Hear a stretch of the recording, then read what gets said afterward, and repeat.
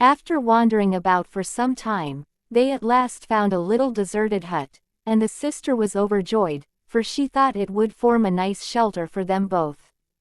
So she led the fawn in, and then went out alone, to gather moss and dried leaves, to make him a soft bed.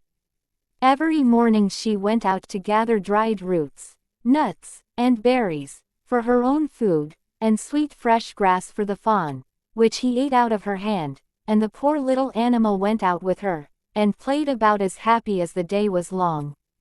When evening came, and the poor sister felt tired, she would kneel down and say her prayers, and then lay her delicate head on the fawn's back, which was a soft warm pillow, on which she could sleep peacefully.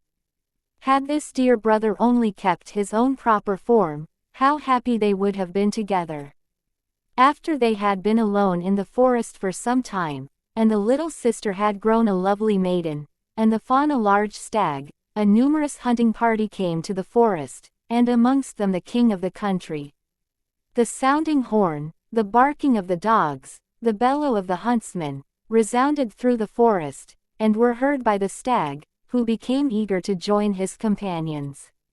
"Oh dear," he said, "do let me go and see the hunt, I cannot restrain myself." And he begged so hard that at last she reluctantly consented. "But remember," she said, "I must lock the cottage door against those huntsmen, so when you come back in the evening, and knock, I shall not admit you, unless you say, 'Dear little sister, let me in.'"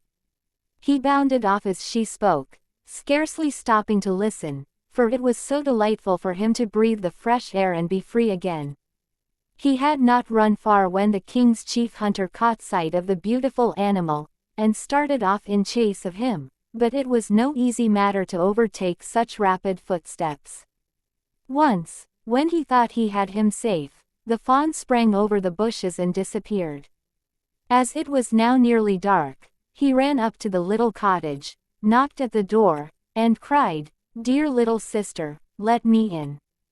The door was instantly opened, and oh, how glad his sister was to see him safely resting on his soft pleasant bed. A few days after this, the huntsmen were again in the forest, and when the fawn heard the bellow, he could not rest in peace, but begged his sister again to let him go. She opened the door, and said, "I will let you go this time, but pray do not forget to say what I told you, when you return this evening." The chief hunter very soon espied the beautiful fawn with the golden collar, pointed it out to the king, and they determined to hunt it. They chased him with all their skill till the evening, but he was too light and nimble for them to catch, till a shot wounded him slightly in the foot, so that he was obliged to hide himself in the bushes, and, after the huntsmen were gone, limp slowly home. One of them, however, determined to follow him at a distance, and discover where he went. What was his surprise at seeing him go up to a door and knock, and to hear him say, "Dear little sister, let me in." The door was only opened a little way, and quickly shut, but the huntsman had seen enough to make him full of wonder, when he returned and described to the king what he had seen. "We will have one more chase tomorrow," said the king, "and discover this mystery."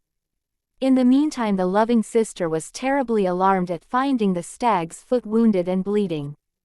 She quickly washed off the blood, and, after bathing the wound, placed healing herbs on it, and said, "Lie down on your bed, dear fawn, and the wound will soon heal, if you rest your foot."